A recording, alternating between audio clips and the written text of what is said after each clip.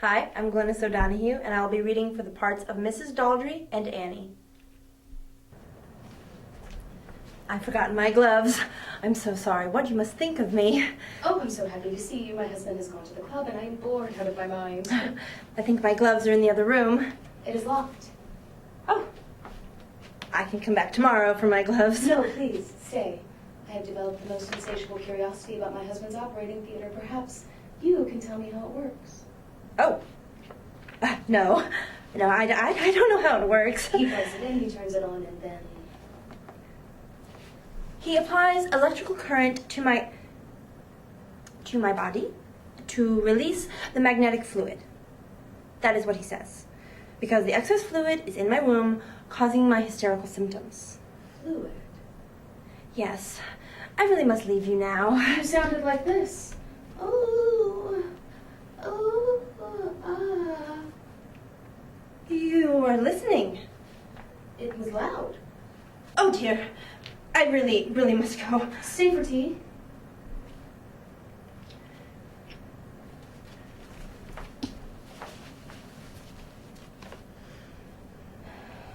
Where does my husband place the electrical device? Just there. And does it give you a pleasurable or painful sensation? Pleasure. And pain, all at once.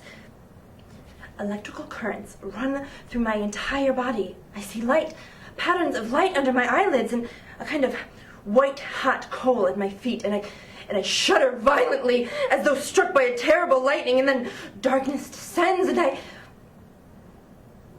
want to sleep. I've never heard of anything so strange. Let's talk of other things. They electrocuted an elephant at Coney Island. Yes, I've heard. It's getting dark. I'll turn the lamp on. Oh, please don't.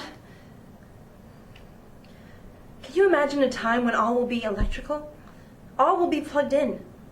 Why, it will not stop at lights, but the way we cook our eggs, and the way that we get our chickens to lay their eggs, too. Mr. Edison invented a recording device which he says will change everything. It will record the last wishes of the dying. Can you imagine? A man may know the voice of his great-great-grandfather, may know his last wishes. And what will become of the human body? Electrical arms, perhaps?